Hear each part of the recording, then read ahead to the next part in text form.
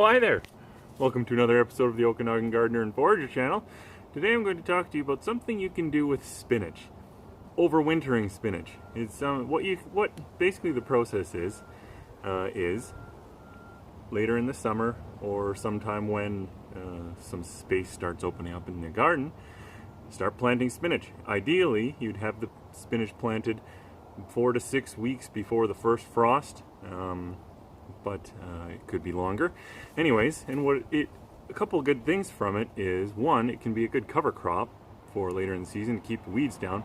But also, if you're like me, you try to plant spinach almost every year, and it starts off strong. You plant it in the spring, it starts off and it's going well, and then it gets hot and the spinach bolts. So the idea with overwintering it is you plant it, let it grow, the frost comes, even as cold as zone 3, you don't even have to cover it up. Then it dies down over the winter, and then in the spring comes back to life, so you have a good early crop.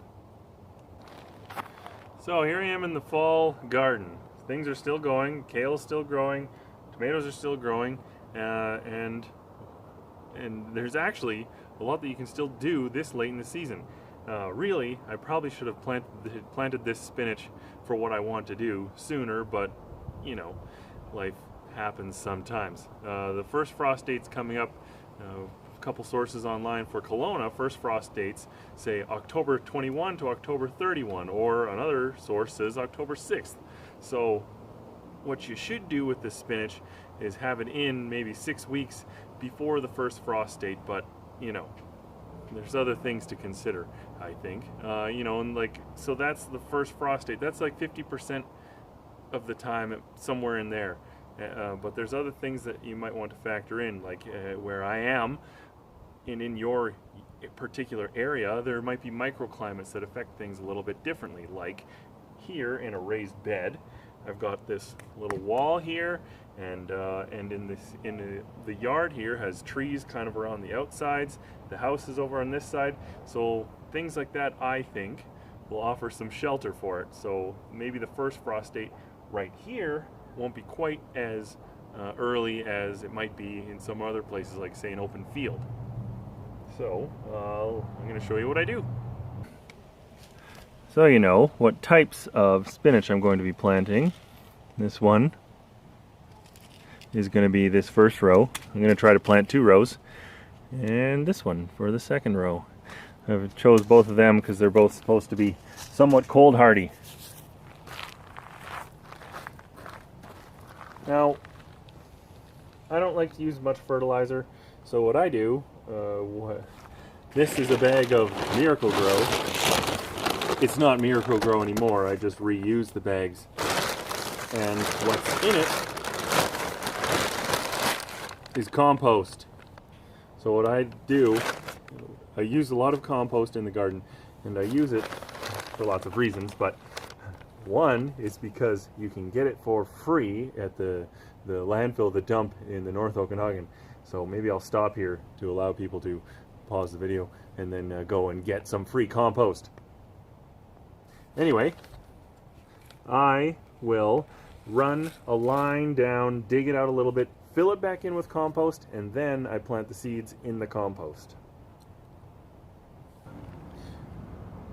So what I've done here now is I've filled it back in with compost, and I'll just plant the spinach seeds as per the instructions on the packet. Kind of an interesting rule that if you don't know how deep to plant spinach seeds, you could plant them about double the width of the seed. Anyway, so I'm planting them in the compost, and why? I talked about it before. One of the main reason that I want to overwinter the spinach is because when I plant the spinach in the spring, it often, once it's finally established, then it starts getting hot and the spinach bolts. So part of the idea by this is you plant it, it starts to grow.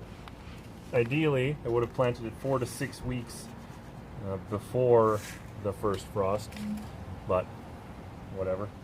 And it becomes established, and then you don't have to do anything the cold comes, you don't even have to cover it up.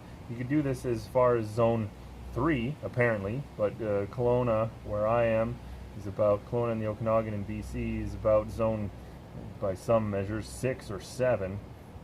So for people who are watching up north, it might be a little late for you, but you can try if it's covered up with a greenhouse or something.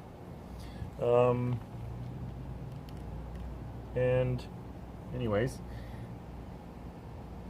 you don't have to cover it up, and the snow comes and it'll freeze, and then in the spring it'll come back early and established already, and you should get a good crop of spinach early on.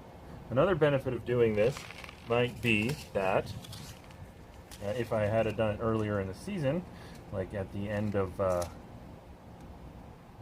summer when I was taking things out, then I could have used it as a cover crop. But here we are. So I'll just carry on down the row. And this is pretty close to this tomato and other things here, but those are going to come out. I still have the tomatoes and carrots companion planted together. I probably will cut the tomato rather than disturb the spinach roots that I'll have here. So even though it looks really crowded here, it won't be a little later on.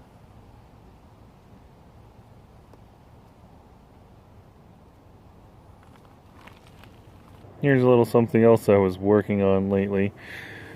I had a whole bunch of strawberry runners from what I do with them, and maybe I'll put a link to one of the other videos where I put them in pots. I gave a bunch away, but then I had a bunch left over, and so I needed somewhere to put them, so I made this little thing in the corner of the yard.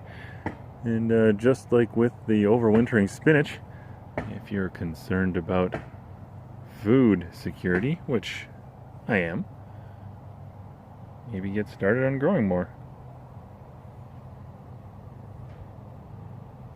So it's a couple days later, no sign of any spinach life yet, but like I said, it's pretty late in the season, so I am, I should have had them in the ground sooner, but I didn't. Anyway, there's a couple things you can do to keep them going even if it is getting frosty out. I have a couple of these things that I would use to put over top of them. So and if you don't have these kinds of things, maybe you can get more creative and actually build something, or put a blanket over top or something like that, just whatever to keep the frost off. So if I knew a frost was coming, I might just cover it up like this.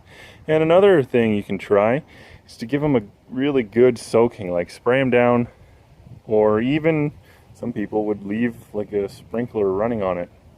Yeah, but anyway, I'm optimistic that where I've located them in the garden, that hopefully this little microclimate here will keep them frost-free and alive long enough to establish for the winter. And if you like the video, then please give it a thumbs up, and thanks for watching.